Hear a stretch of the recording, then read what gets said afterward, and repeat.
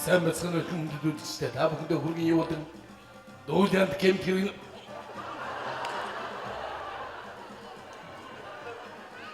дууланд кемп хэрэг нэвтрүүл эхлэхэд бэлэн боллоо. Дууланд кемп хэрэг нэвтрүүлгээ та бүхэндээ урд хожид болсон онц ноцтой гэмтэргүүдийг төвөрлөн хүргэсээр ирсэн билээ. Энэ удаагийнхаа нэвтрүүлгээ та бүхэндээ 1920-с 1940 оны үед амьдарч байсан гэмт итгээд Осрын тухай төвөрлөн хүргэхэд бэлэн болоод байна. Нэвтрүүлгийнхээ өмнө та бүхэндээ 3 түүхэн зургийг дэлгэн үзүүлнэ. Энэ түүхэн зурган дээр Оср, түүний ээж, түүний аав нарын зургийг үзүүлэхэд бэлдээд байгаамаа. Ингээд эхний зурган та бүхнийг анхаарлаа хандуулахыг хүсэж байна. Та бүхэн харж байгаа дайлан мэндэлэгтээ улагаас зөвхөн Осрын тэнгмийн 3 дугаар бүлгэнд байхдаа авахсан зураг юм.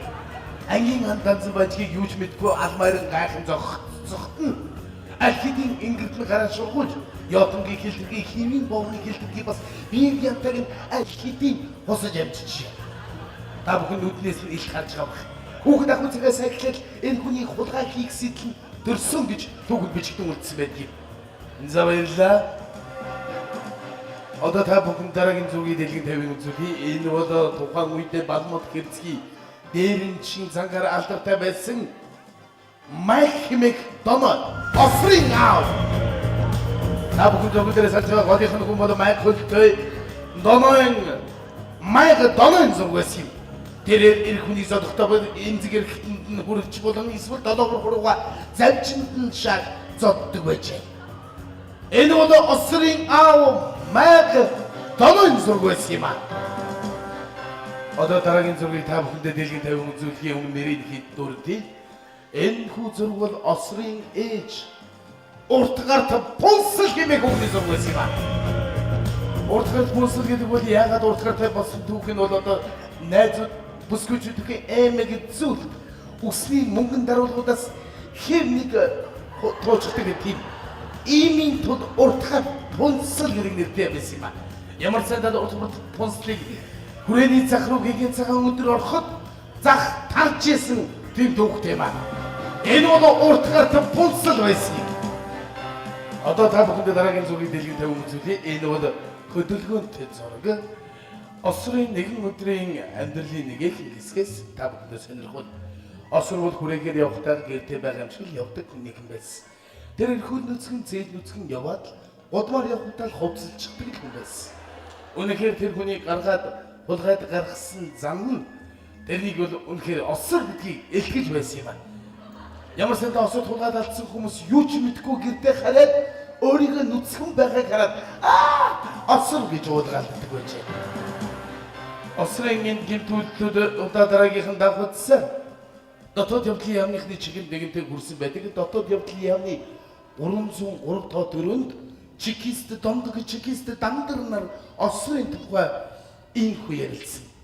Тэгээд яасан гинэ? Би юун тухай ярьж байлаа? Осрын талаар. Осрын талаар ярьсаар бас үлдээ Осроос айддаг боллоо. Осроос айж болохгүй чи бид хоёр барих ёстой байхгүй юу? Осрын тухай бүр түүхч байна, домогч байна. Ямар? Данцан сайдын бодогонд ороод аяг халуун цай уугаад гарахын хооронд шилэн порт машиныхын 4 дугуйг мулталж доромжсэн сурагтай. Тийм үү? Дандрыг инхүү илэхэд бас чекистэ дондог нэгэн түүхийг яриа. Наа чинь гайгүй байна.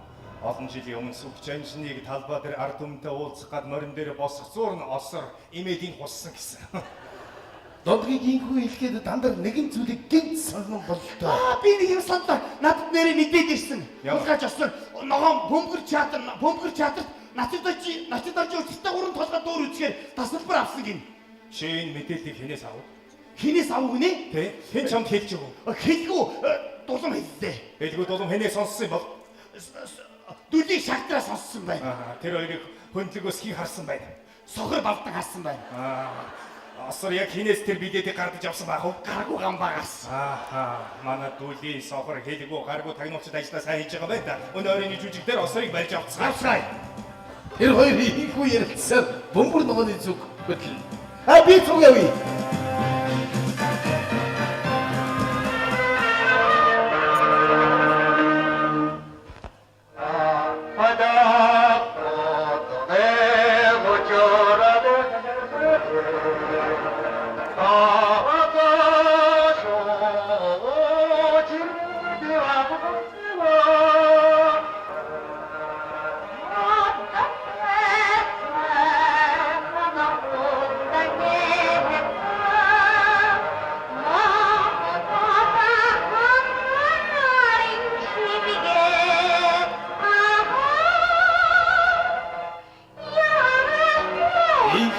Өдөржийн учиртай гүрэн толгой дүүрийн үнэгийн дүүртэй цагааны цэнгэл Насламагийн дүүртэй цогцлмаар тоглож 2 дугаар үзэгдэл өндөрлөж 15 минутын завсарлага аваад үзэгчид байраа эзлэгдсэн.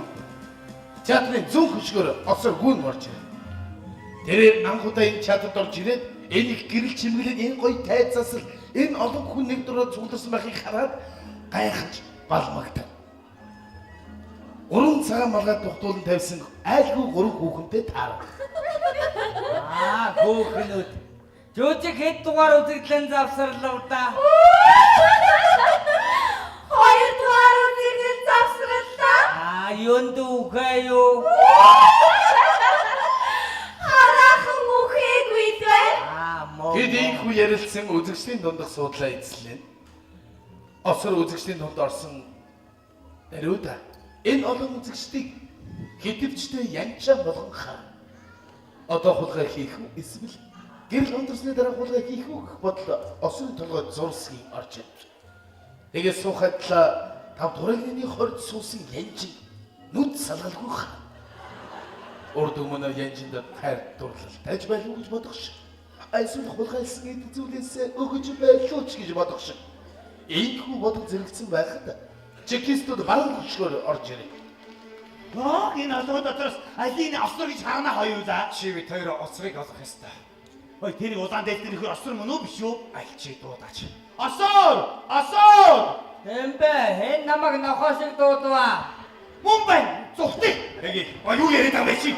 Бид хоёр барих ёстой. Барих ёстой юу бэ? Тийм ээ. Барих аваарай. Хамсараа. Барих аваарай. Хамсараа би амнах. Нөгөө талаас нь. Хамсараа барих аваарай. Хамсараа намаа яах вэ? Өргөдөө чи хараад байгаа. Цаавар. Чекистнэр хүндийг амар унгаад даа чи. Таны юу болоод байгаа бэ? Хич би. Ой чи. Яна бурууги. Чи сайн гараачтэй. За та нар харуу хоёрын хоёр хүн буудчихлаа шүү. За цэвэл минь доошогоо суу. Бишээ дээшгээ бос. Огцом салтаагаа өргөөд.